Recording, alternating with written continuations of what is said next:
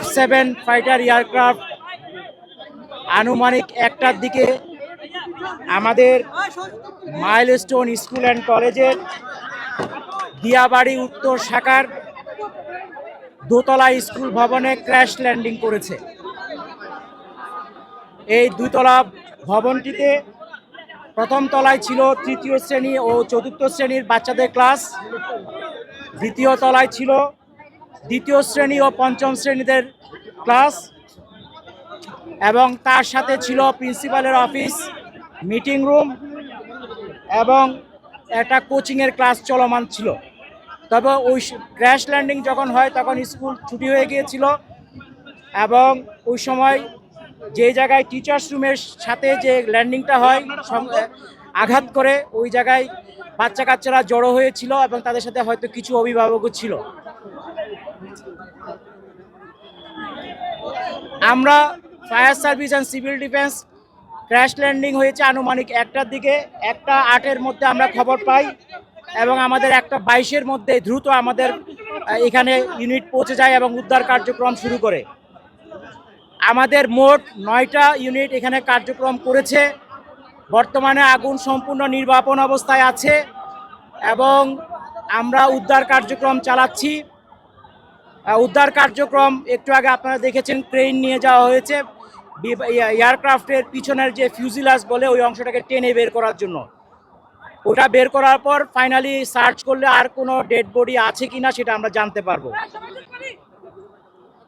এখন পর্যন্ত আমাদের 6টা অ্যাম্বুলেন্স ছাড়াও আশেপাশে অনেক অ্যাম্বুলেন্স ব্যবহৃত হয়েছে এবং ঢাকার বিশেষ করে সিএমএইচ ঢাকা মেডিকেল কলেজের বার্ন ইউনিট এবং বাংলাদেশ মেডিকেলেও অনেককে আহত অবস্থায় নিয়ে যাওয়া হয়েছে বিভিন্নভাবে। আমাদের হিসাব অনুযায়ী এখন পর্যন্ত আমরা 19 জনের ডেড বডি উদ্ধার করেছি এবং তারা বিভিন্ন হাসপাতালে আছে। এগুলি হিসাবটা চলমান আছে যেহেতু দ্রুত উদ্ধার করে পাঠানো হয়েছে। এখানে সেনাবাহিনী এবং আমাদের ফায়ার সার্ভিস এবং অন্যান্য পুলিশ সবাই মিলে আমাদের সহযোগিতা করেছে এবং র্যাবও এখানে উপস্থিত ছিল।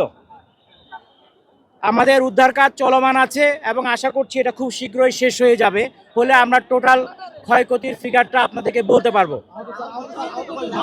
আহত আমাদের ধারণা অনুযায়ী আমরা টোটাল হিসাবটা এখনো চলমান আছে, তবে আনুমানিক এটা 50-এর উপরে হবে। এই যে আহতদের কথাই বলছি, আহত উদ্ধার নিহত আমাদের হিসাব অনুযায়ী এখন পর্যন্ত 19, আর আহত বাংলাদেশ মেডিকেল এবং ঢাকা বার্ন ইউনিটে এবং অন্য জায়গায়ও থাকতে পারে, আমরা খোঁজ খবর করছি। এটা 50-এর উপরে হবে মনে হয়। নিহতের সংখ্যা 19,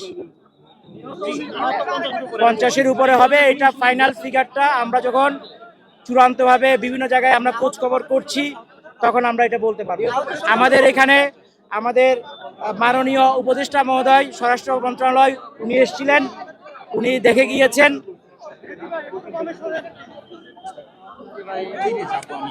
এই ছিল আজকে এখন পর্যন্ত আপনাদেরকে দেওয়ার মতো সংবাদ। এটা একটি দুঃখজনক ঘটনা।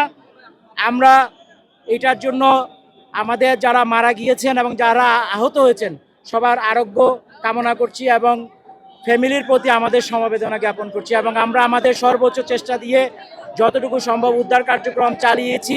সবাই মিলে সহযোগিতা করেছে, ভলান্টিয়াররা সহযোগিতা করেছে,